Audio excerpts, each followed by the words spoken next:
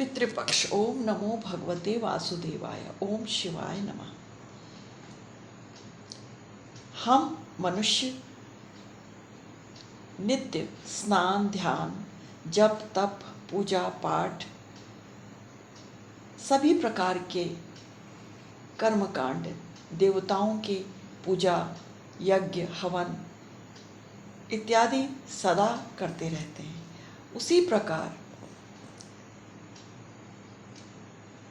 अश्विन माह में पितरों के लिए 16 दिन माने गए हैं। ये 16 दिन, इन 16 दिनों में हमारे पितृ पृथ्वी लोक में निवास करते हैं और मनुष्यों के द्वारा अपने अपने पितरों को दिए हुए श्रद्धा भाव से यथाशक्ति जो भी हृदय में भाव होता है उसे अर्पण किया जाता है, उसे पितृ पृथ्वी लोक में स्वीकार करते हैं। इन दिनों को अश्विन श्राद्ध पक्ष, पितर पक्ष, महालय श्राद्ध अथवा पार्वण श्राद्ध के नाम से जाना जाता है। 2024 में यह पितृपक्ष 18 सितंबर से 2 अक्टूबर के तक मनाया जाएगा। 18 सितंबर को पूर्णिमा का श्राद्ध और 2 अक्टूबर को अमावस्या का सर्वपितृ अमावस्या मनाई जाएगी। हमारे पितरों के प्रति हमारा श्रद्धा भाव समर्पण सदैव होना चाहिए, किंतु ये 16 दिन पितरों के लिए विशेष होते हैं। भगवान के प्रति भक्ति भाव और पितरों के प्रति श्रद्धा भाव हमारे हृदय में होनी चाहिए। देव कार्य तभी सफल होते हैं जब हमारे पितर संतुष्ट होंगे। यदि पितर संतुष्ट नहीं होते तो देवता भी पीछे हट जाते हैं। आम बोलचाल की भाषा शैली में कहा जाता है कि पितर असंतुष्ट होते हैं तो देवता भी अपने हाथ पीछे खींच लेते हैं, अर्थात देवताओं की कृपा पितरों के आशीर्वाद के बिना नहीं हो सकती। अतः इस बात का सदैव ध्यान रखना चाहिए कि हमारे पितर सदैव संतुष्ट रहें और उनका आशीर्वाद हमें मिलता रहे। अपनी कुल परंपरा के अनुसार पितरों की प्रसन्नता के लिए हम कुछ न कुछ करते हैं, किंतु हमारे सब कार्य शास्त्रानुकूल होने चाहिए। पितरों के श्राद्ध वर्ष भर में 2 बार किए जाने का विधान है। वैसे तो मातृ देवो भव, पितृ देवो भव के अनुसार माता पिता के प्रति हमारा समर्पण, प्रेम, श्रद्धा नित्य प्रति होनी चाहिए, किंतु यदि माता पिता का शरीर शांत हो गया है तो वे पितरों की श्रेणी में माने जाते हैं और दिवंगत माता पिता का श्राद्ध कर्म वर्ष में 2 बार किया जाना चाहिए। एक बार तो वह दिन जिस दिन उनका शरीर शांत हुआ, उस दिन जो श्राद्ध कर्म किया जाता है उसे तिथि का श्राद्ध कहा जाता है।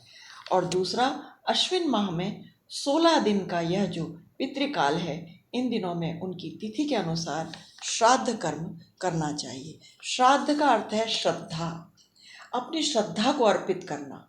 अपनी आर्थिक सामर्थ्य के अनुसार हमें अपने पितरों के श्राद्ध कर्म को करना चाहिए। श्राद्ध से पहले तर्पण का विधान है, तत्पश्चात श्राद्ध कर्म किया जाता है। अश्विन माह में पड़ने वाले श्राद्ध जो कि अश्विन शुक्ल पक्ष पूर्णिमा तिथि से अश्विन कृष्ण पक्ष अमावस्या जो कि सर्वपितृ अमावस्या कहलाती है, 16 दिन का समय पितृपर्व कहलाता है।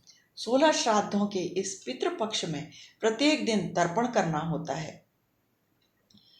16 दिन गौ माता को आटे के पेड़े बनाकर पितरों के निमित्त खिलाए जाते हैं। पेड़े बनाने के लिए आटे में जौ, तिल, गुड़ और गंगा जल डालकर आटे को थोड़ा सख्त गूंथकर मुट्ठी में बांधकर 7 पेड़े बनाकर खिलाया जाता है। इन्हें पकाना नहीं होता। कच्चे मीठे पेड़े गोमाता को खिलाने चाहिए। नित्य प्रति 16 दिनों तक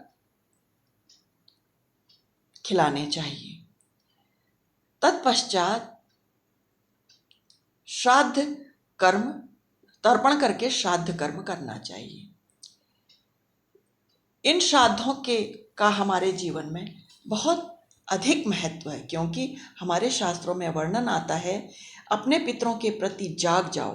अर्थात इन 16 दिनों में जागने का अर्थ है कि इन दिनों में अपने पितरों के प्रति समर्पण का भाव होना चाहिए। इन दिनों श्राद्ध को पार्वण श्राद्ध भी कहा जाता है, अर्थात ये पितरों के पर्व का समय है। 16 दिनों का यह समय पितरों का पर्व काल माना गया है। 16 दिनों के इस काल में तर्पण, श्राद्धों की प्रसन्नता के निमित्त गरीबों को भोजन, फल, मिष्ठान इत्यादि का दान करना, ब्राह्मणों को भोजन कराना, दक्षिणा देना इत्यादि कर्म करने चाहिए। आर्थिक रूप से निर्बल व्यक्ति को भी ऋण लेकर भी श्राद्ध कर्म तो करना ही चाहिए। अत्यधिक निर्धन व्यक्ति यदि है तो गाय को हरा चारा खिलाकर भी अपने पितरों का श्राद्ध कर सकता है, वह श्राद्ध करने के में ही माना जाएगा। पितरों की प्रसन्नता के लिए यह कर्म हमें अवश्य करना चाहिए। देवताओं के लिए भाव की प्रधानता है, किंतु पितरों के लिए वाक्य, वचन होने चाहिए, श्रद्धा होनी चाहिए, समर्पण होना चाहिए। अर्थात जो कुछ भी करें पूरी श्रद्धा से करना चाहिए, क्योंकि हमारे पास जो कुछ भी है वो सब हमारे पितरों की कृपा से ही प्राप्त हुआ है। उनका दिया हुआ ही ये शरीर है और उन्हीं के आशीर्वाद से जो कुछ भी हमारे पास धन धान्य संपदा है वह हमारे पितरों के कारण ही है। यह शरीर भी तो उन्हीं, और शरीर भी, यह मानव जीवन भी हमारे माता पिता की ही देन है, और इस जीवन में जो कुछ भी हमारे पास है सब कुछ उन्हीं का दिया हुआ है। हम तो केवल अपनी श्रद्धा ही पितरों को अर्पित कर सकते हैं। पितरों के लिए जो कुछ भी हमारे पास है यह उन्हीं का दिया हुआ है, और उन्हें हम उसी को श्रद्धा से अर्पित करते हैं। श्रद्धा को अर्पण करना ही श्राद्ध कहलाता है। इसीलिए पितरों को श्रद्धा से विनम्र होकर और आशीर्वाद की प्रार्थना करते हुए श्राद्ध कर्म करना चाहिए। श्रद्धा से जो किया जाता है वही श्राद्ध कहलाता है। इन 16 दिनों तक पृथ्वी लोक में पितरों का प्रभाव बना रहता है। स्नान, दान, संध्या वंदन, देव पूजन, संध्या दान, जपश्चैव देवता नाम च पूजनम, आतिथ्यम बलश्चैव च षड कर्माणि दिने दिने। शास्त्रानुसार नित्य देवार्चने होमे। शास्त्रानुसार ब्रह्म मुहूर्त का समय देवताओं के पूजन का माना गया है, मध्याह्न का समय मनुष्यों के लिए है, और अपराह्न 11:30 बजे से 12:30 बजे का समय पितरों के लिए माना गया है। इस काल को कुतुब काल भी कहा गया जाता है। इस समय किया गया पितृ कार्य और भी अधिक श्रेष्ठ हो जाता है।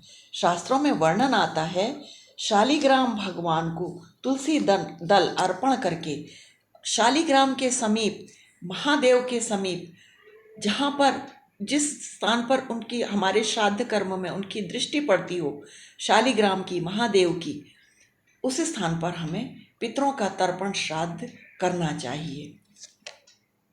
यदि हम शालिग्राम भगवान के निकट और शिवलिंग के निकट पितृ कार्य करते हैं तो हमारे पितर करोड़ों जन्मों तक देव स्थान में निवास करते हैं।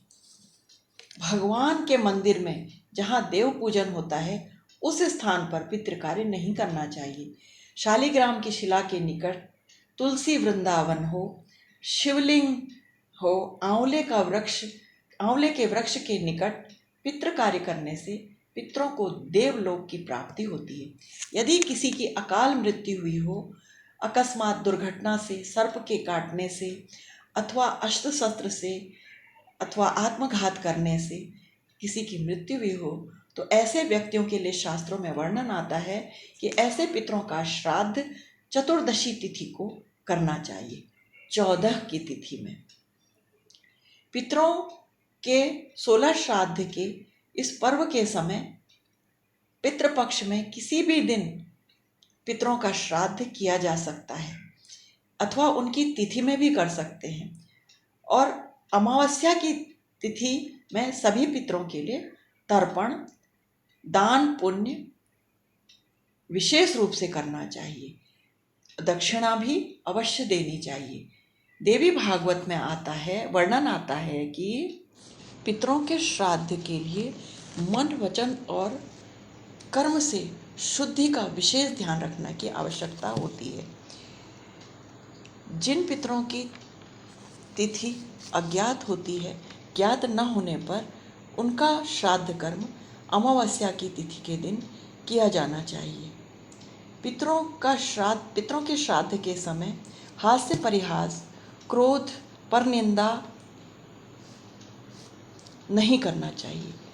व्रत धारण करके हो सके तो जल भी नहीं पीना चाहिए और मौन रहकर अक्रोध होकर, क्रोध के बिना मौन रहकर श्राद्ध कर्म करना चाहिए। यह विचार करना चाहिए, ऐसा सोचना श्राद्ध के समय हमारे विचार में यह आना चाहिए कि हमारे पितर हमारे पास आकर बैठे हैं और हमारे द्वारा भावपूर्ण श्रद्धा से किए हुए हमारे तर्पण, श्राद्ध इत्यादि को स्वीकार कर रहे हैं। इस प्रकार त्याग समर्पण पूर्वक किया हुआ श्राद्ध फलीभूत और सफल होता है। श्राद्ध पक्ष, पितर पक्ष में श्राद्ध के दिन ब्रह्मचर्य के पालन की सावधानी रखनी चाहिए। श्राद्ध कर्म में गाय का कच्चा दूध, जौ, तिल, कुश की अत्यधिक आवश्यकता पड़ती है। इन वस्तुओं के बिना श्राद्ध कर्म संपन्न नहीं हो सकता है। चांदी के पात्र से तर्पण आदि करना चाहिए।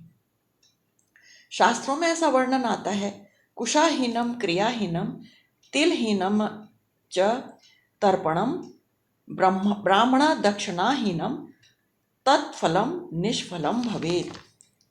देवताओं और पितरों के लिए पात्र अलग अलग व्यवस्था करनी चाहिए। उन पात्रों में को अलग ही रखना चाहिए, उन्हें प्रतिदिन के उपयोग में नहीं लाना चाहिए। पीतल, तांबा आदि के धातु से बने हुए पात्रों में पूजन और श्राद्ध का कर्म करना चाहिए। चांदी के पात्र को सर्वोत्तम माना गया है। अपनी सामर्थ्य के अनुसार धातु के पात्रों को चुनना चाहिए, किंतु लोहे और स्टील के पात्र में का तो श्राद्ध में कदापि उपयोग नहीं करना चाहिए। शुद्ध धातु के पात्र में ही तर्पण करना चाहिए। पितरों के श्राद्ध में काले तिलों का ही प्रयोग करना चाहिए। श्राद्ध के दिन क्षौर कर्म नहीं करने चाहिए। श्राद्ध के दिन ब्रह्मचर्य का पालन करना चाहिए। दाढ़ी, बाल, नाखून नहीं काटने चाहिए। मलका, मसूर की दाल, लहसुन, प्याज, बैगन की सब्जी, अभक्ष्य पदार्थ नहीं खाने चाहिए। पितृपक्ष के 16 दिन सात्विक आहार ही करना चाहिए। तिथि के श्राद्ध में भी एक दिन पूर्व ही व्रत रखना चाहिए। सात्विक भोजन करना चाहिए। शिव मंदिर में भी श्राद्ध कर सकते हैं। पितरों के लिए दीपदान तिल के तेल से अथवा घी से करना चाहिए। खड़ी बत्ती का दिया पितरों के लिए नहीं जलाना चाहिए। लंबी बत्ती, रुई से बनी हुई लंबी बत्ती का दिया ही पितरों के लिए जलाना चाहिए। दक्षिण दिशा में दीपक रखकर दीप ज्योति को दक्षिण दिशा में ही करके पितरों के लिए दीपदान करना चाहिए, क्योंकि पितरों का स्थान दक्षिण दिशा में माना गया है।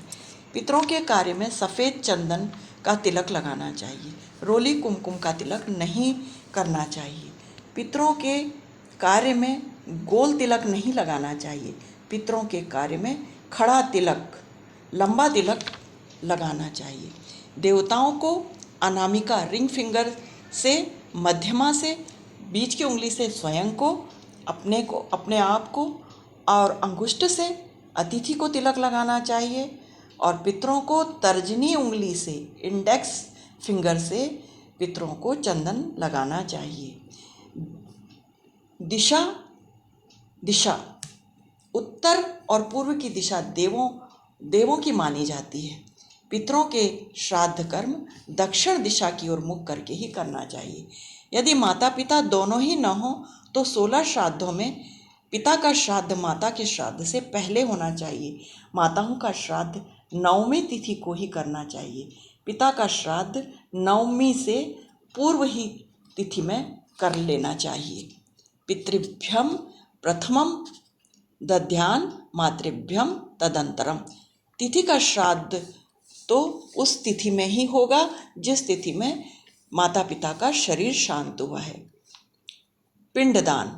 पिंड जौ के पिंड, भात का पिंड और चावल के आटे का पिंड परंपरानुसार बनाया जाता है। पिंडदान के पश्चात ब्राह्मणों को भोजन कराना चाहिए। गऊ के लिए पत्तल में भोजन निकाल करके फिर ब्राह्मण को भोजन करा के उन्हें संतुष्ट करना चाहिए। ब्राह्मण व्यसन मुक्त होना चाहिए।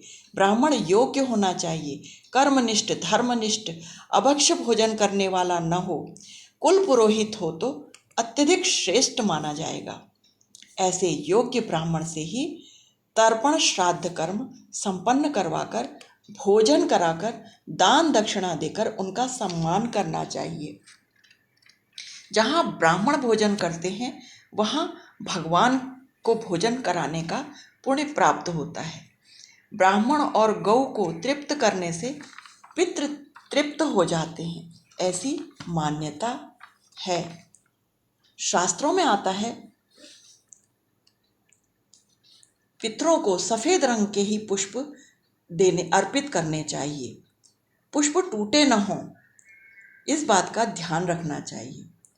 अगस्त का पुष्प, भृंगराज का पुष्प, अनार की पत्तियां, आंवले की पत्तियां और तुलसी पत्र पिंड में रखकर और ये पुष्प चढ़ाने चाहिए। पिंड का पूजन करके, दीपदान करके, पूजन अर्चन करके गौ माता को भोजन करा देना चाहिए।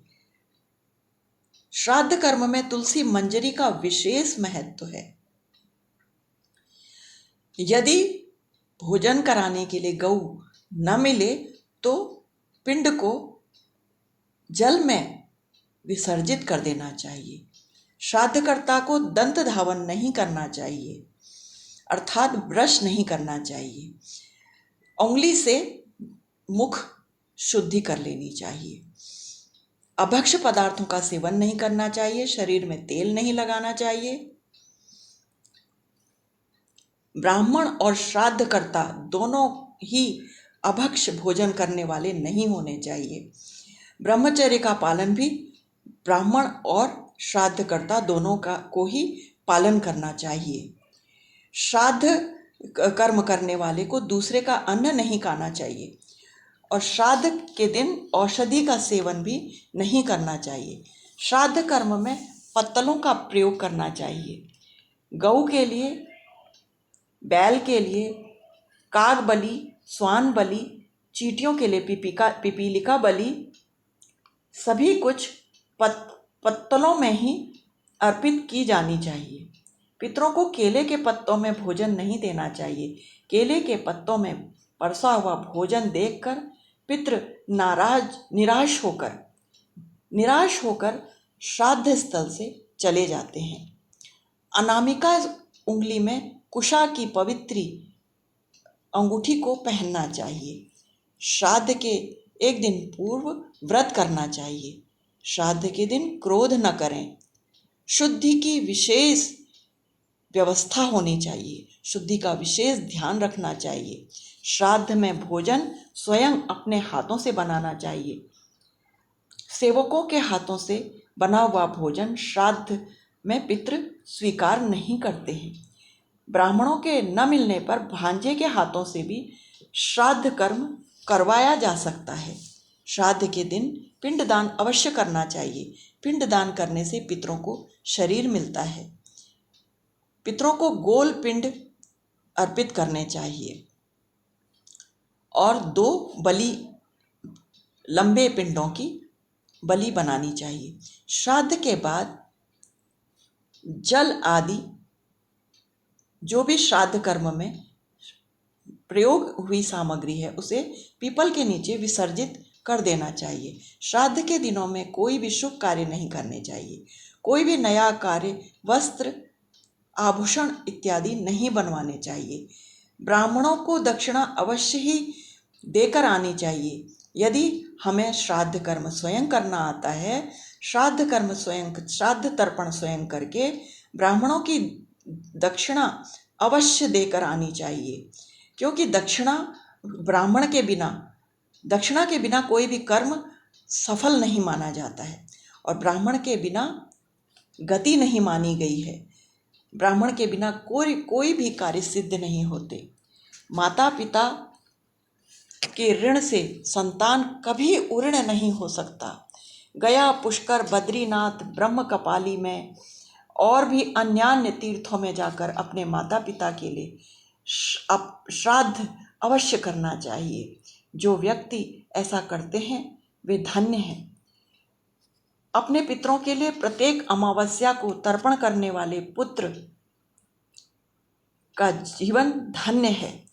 उस पुत्र का जीवन धन्य है जो अपने माता पिता के लिए भागवत का आयोजन कराता है।